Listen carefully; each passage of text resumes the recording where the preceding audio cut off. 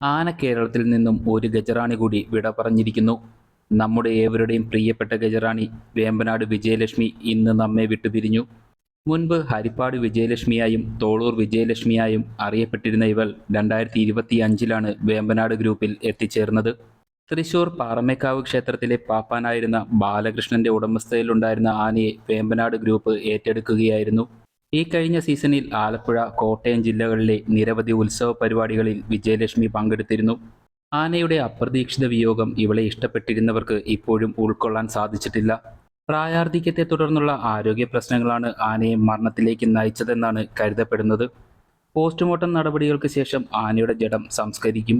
നമ്മുടെ ഏവരുടെയും പ്രിയപ്പെട്ട ഗജറാണി വേമ്പനാട് വിജയലക്ഷ്മിയുടെ ഓർമ്മകൾക്ക് മുന്നിൽ കണ്ണീർ പ്രണാമം.